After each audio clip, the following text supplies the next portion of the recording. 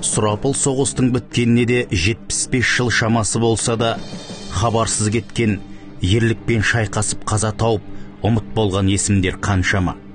Қолыма 1944 жылы 22 тамызда шыққан Советтік Қарағанды газетінің 106 нөмірінде танкшы қазақ қыздары деген Топатай Жүнісовтің тура фронттан келген мақаласы жүрегімізді дүрсілкіндірді. 1944 жылы 7 маусымнан бастап кеңес әскерлері Литваны азат ету үшін Багратион операциясын бастады. Адольф Гитлердің өзі бұл Литва жерін крепость, яғни мықты бекінісім деп атаған. Себебі ең жақсы қаруланған фашистердің дивизиясы тұрды. Вильнюс, Каунас қалалары үшін қанды шайқас басталды. Өте әдемі зәулім сәулетті үйлердің арасынан ойламаған жерден Т-34 танкісі атып шығып, шапшаң қимылдап, зеңбірегімен де, пулеметімен де оқ жаудырып, неміс артиллериясын әбігерге салады. Танкінің жылдам қимылдауының арқасында фашистердің 5 огневой точкасын 2 дзот қорғанысын жойып жіберді. Зеңбіректерін тастап, неміс солдаттар тым тырақай қашады. Кеңес әскерінің танкілері мен жаяу әскеріне жолды осылай ашып берді.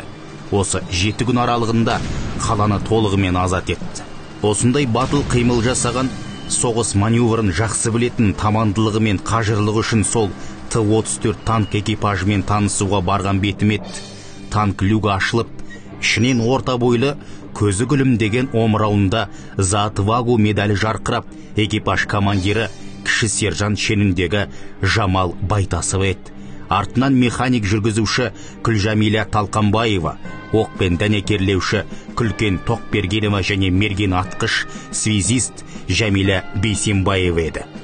Қазақтың қыздарынан құралған экипажды көргенде не дерімді білмей, айналайындар, қарындастарым, қайдан жүрсіңдер деген сөз ғана аузыма түсті. Қарағанды аумағынанбыз деп жымиып жауап берді. Жамалмен сөйлескенімде өзі сөзге шешен, байсалды, елмен тез тіл табысатынын байқадым. Экипаж 3 рет марапатталған екен. Олардың негізгі мақсаты ең бірінші болып жау тылына кіріп, барлау жасап, танк колоннасына жол ашу болып табылады. Бөлімшелердің барлығы бұл экипажды бомба деп атайды екен. Расында да әскери машинамен өлімнің аузына барып, фашистерге үрей тоғызып, алғашқы соққаны өздеріне алатын темір тұлпардағы қазақ қыздарының намыстары қандай. Ел аузындағы қазақ қыздарының танк экипажы осы Литва аумағын азат ету барысында ерлікпен қаза тапты. Осындай аты ұмыт болып, ерліктері елеусіз қалған текті ұрпағымыздың ұл қыздары қаншама. Іздеу салайық, ерліктерін аңыз етейік, тарихқа енгізейік, ұрпаққа үлгі болсын. Ерліктерің мен аттарың мәңгі өшпес, текті ұрпағымның қыздары. Бауыржан Сатыбалдыұлы Ешмағамбетов.